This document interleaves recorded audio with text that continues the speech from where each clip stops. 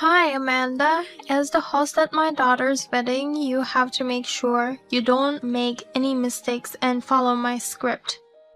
If anything goes wrong, it'll bring shame upon me. Hello, Cynthia. I already told you the other day, but I plan to skip her wedding. I'm not good at speaking in front of lots of people, and I thought Kari wanted her best friend to be the host. You're my daughter-in-law. Don't complain and just do as I say. I want to create my ideal wedding and you're gonna help me make it happen. But Kari said as long as Travis enjoys it, she won't have any particular preferences. Don't you want to make your sister-in-law's wedding a success? I do, but now I'm in the last month of pregnancy, so I want to avoid any risks. The wedding venue is a bit far from my hospital and some people may get drunk. You know? This is my first time giving birth, so I'm very nervous. Plus, I don't want to cause any trouble at her wedding. It's not good for the baby if you get too nervous. As a woman who has experienced childbirth twice, I'll give you some advice. In order to give birth to a healthy baby, you need to exercise. Coming to the wedding would be the perfect opportunity for you to get good exercise. I'll have you by my side as my servant to entertain the guests, so come, okay? I knew you were trying to use me like your servant. You're my daughter-in-law, so I have the right to use you as I please. I thought I helped you enough already with the preparation. I even helped you pay for the wedding. Can't you at least give me a break for the last month? Don't be lazy. Anyway, I will never allow you to skip the wedding. Got it? You useless daughter-in-law. I can't believe you really skipped Kari's wedding. It's such a shame that my eldest son's wife didn't attend. I told you in advance, didn't I? I'm in my last month of pregnancy and my due date is coming up. I told you I wanted to skip the wedding to avoid any trouble. I didn't think you'd really be absent. Well, it's too late for you to apologize now. What? What do you mean? We don't need a useless daughter-in-law who would skip her sister-in-law's wedding just because she's in her last month of pregnancy. I filed for your divorce today. Now it's time for you to get out of this house. You filed divorce? Divorce between Travis and me? That's right. A useless woman like you is no good for my son. You can't just file for other people's divorce. I have to call the authorities right away. It's too late. It's already been accepted. I just did some research and it seems that divorce papers submitted without consent can be invalidated. Too bad. But this is all because of you skipping Kari's wedding. Without you, I had no one to do my biddings, and the wedding became nowhere near my ideal wedding. So I think you should just shut up and accept the divorce. Aren't you worried about the baby in my belly? Don't you hope for the best for her? Nothing bad will happen. I think you've seen too many dramas. Anyway, until you reflect on your actions enough, I won't let you in my house. Now, pack up your stuff and get out of this house. We're going to the after party, so you should be out by the time we get back. Amanda, how are you feeling? I'm heading home now, so let me know if you need anything. I'm still fine, thank you for your concern. But don't you have to go to the after party too? I had no intention of going. If I were Kaori and her friends, I wouldn't want my parents to come. But your wife said she's going. Yeah, she wasn't happy with today's wedding. I guess she's going to the after party to vent her frustration. But I don't know if it's gonna be fun partying with such young people. I'm sorry. It's because of me. Why are you apologizing? Your wife is in a bad mood because I missed the wedding. Did Cynthia say something to you? Yes, that a useless wife who misses her sister-in-law's wedding should get out of the house. What? I'm sorry, Amanda. No, you've done nothing wrong. What the hell is Cynthia doing? You're in the last month of pregnancy. How is gonna take responsibility if something happens to you or the baby? Has she done anything else to you? As a matter of fact, she filed for our divorce without permission. No way. I'm going to call the authorities tomorrow and ask them to take it down, but I was surprised it'd go that far. Okay, I'll talk to her about it too. You tipped off my husband. He got mad at me because of you. It's the daughter-in-law's duty to accept the mother-in-law's words without telling others about it. Shame on you. I've done nothing wrong. You know, I'm in the last month of pregnancy and still you try to kick me out. Your actions have gone too far. I don't care what you think. A daughter-in-law who won't even listen to her mother-in-law needs this much of a punishment. Enough is enough. You may dislike me and that's totally fine, but I have a child in my belly now. How could you kick me out of the house or file for divorce when I'm in such a condition? How can you be so cruel? This is my first childbirth. I'm worried every day if I'll be able to give birth safely. Please don't disturb me anymore. You're so annoying. This house you're living in now is ours. You should be grateful that you get to live in such a fine house. You really don't care what happens to me or the baby. What I want is a lovely daughter-in-law who is obedient. I don't want a rebellious wife like you. I understand. Then I have my thoughts too. I'm sure it's not something that will trouble me.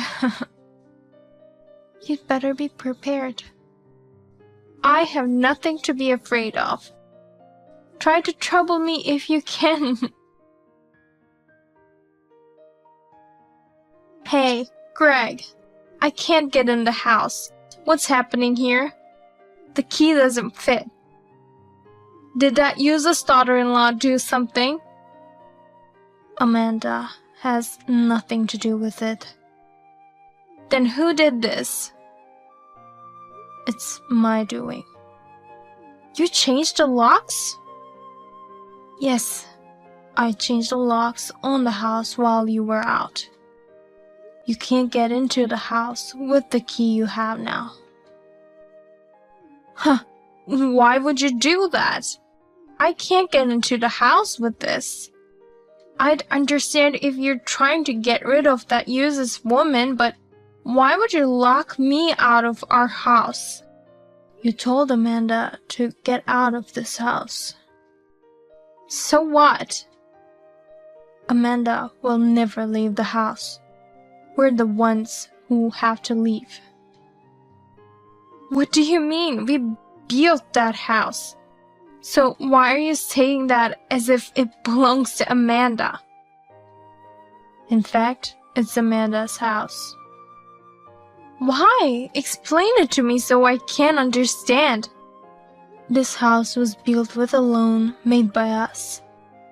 But you designed it unnecessarily gorgeous to show off. The extravagant exterior, a huge yard with extra space, and even the interior is elaborate. In the end, we had to take on a lot of debt to pay the mortgage on the house, right? Yes, but you said you already paid that off. Were you not listening to me? It's not us who paid off the debt. It was Amanda's father who took care of it. What?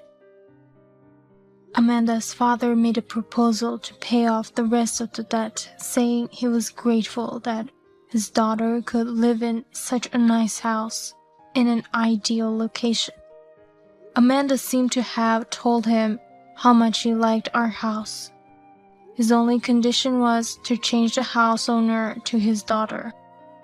We were planning to give this house to our son and his wife eventually, so I agreed. That's why the house is hers. You never told me about that. Why did you agree to that without asking me?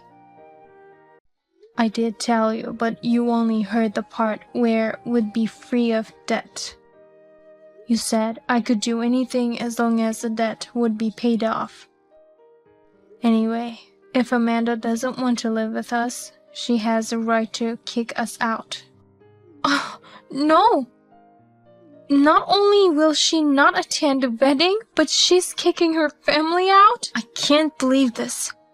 Greg, let's sue that woman. No, she gave me permission to live there, so there's no need for me to sue her. What? Amanda said Travis and I can continue to live there. She could have kicked us all out right away, but she was kind enough to let us stay. So I'm the only one who got kicked out?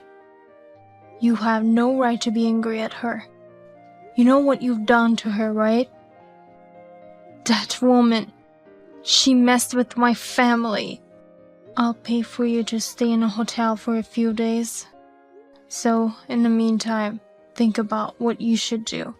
You could apologize to Amanda and ask for her forgiveness if you want to live here. Or you can just live on your own. I'll never apologize. Could you talk to Amanda and ask her to forgive me? If you ask her, I'm sure she will forgive me. I told you, didn't I? If you want to come back to this house again, apologize to Amanda. Well, it's up to her whether she forgives you or not. You're just taking her side because she's young.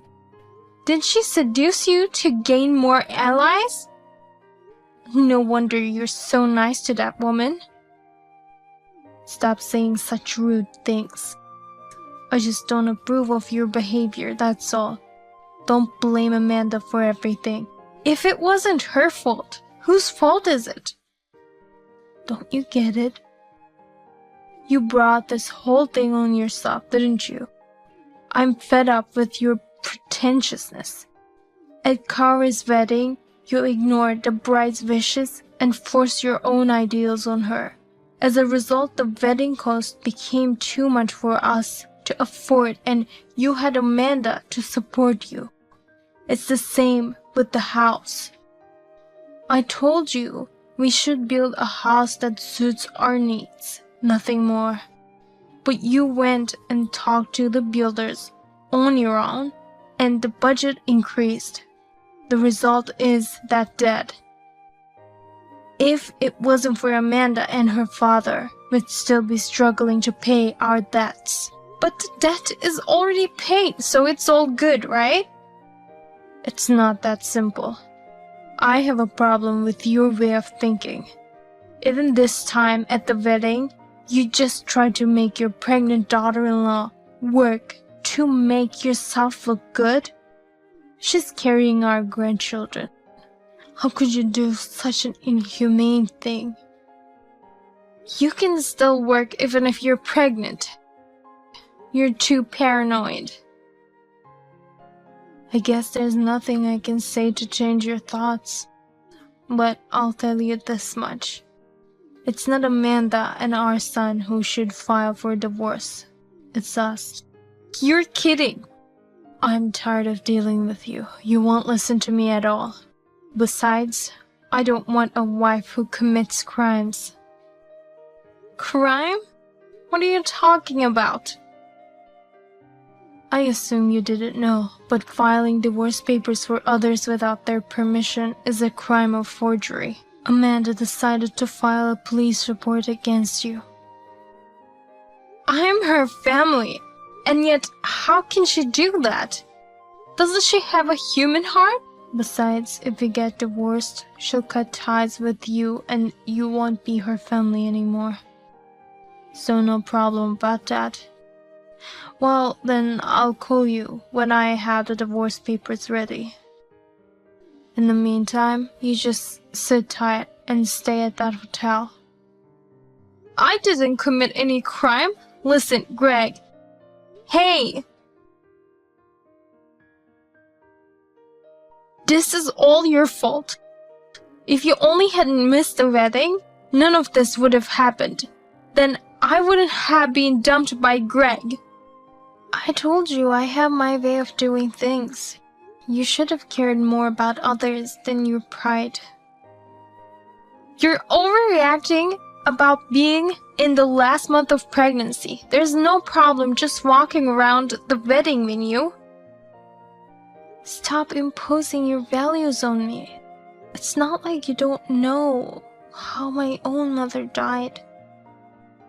What was it that happened to your mother? You forgot? I'll remind you then. It happened when she was pregnant with my sister.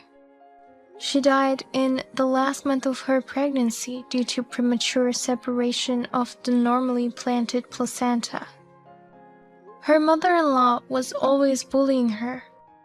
I don't know if it was stress or overwork that caused it, but in the end, neither my sister nor my mother survived. Seeing my mother pass away like that, I was terrified of this last month of pregnancy. That's why I wanted to take it easy and rest. And yet, in order for you to look good with minimal effort, you try to put me and my baby at risk. You don't even feel ashamed of your stupid actions. I don't want to live with such a person any longer. If you had such a reason, you should have told me. You just tried to skip the wedding without any explanation, so that's why I was troubled. I did tell you that I wanted to skip the wedding in order to avoid risks, but you wouldn't take things seriously. Well, now I understand what kind of person you are. You only care about yourself. Stop saying rude things to me. Don't be puffed up just because you have Greg on your side. You're just a normal girl with a wealthy father, that's all. I wonder who it was that you asked for financial aid for Kaori's wedding. You? Oh, by the way, if you get a divorce, I'll cut ties with you, and we will no longer be family. Then I will charge you for all the money I've sent you in the past. What? Not only Kaori's wedding expenses, but also half of the debt my father paid. I'm going to ask you to take responsibility for that. There's no way I can pay for that. You're asking me to get a job at this age? If you don't have the money, then you'll have to get a job and work. Both expenses were just paid temporarily by me and my father. But you signed a contract saying you'd have to pay it back if you didn't meet the conditions. Greg is the one who was negotiating, so you should charge him instead of me. As for the wedding cost, you should charge Kaori since it was her wedding. No, the contract has your name and signature. It's only right to charge you for them. You may have not read it thoroughly, but both my father's contract and mine says you'll have to pay back the money if I ever cut ties with you. Oh, no.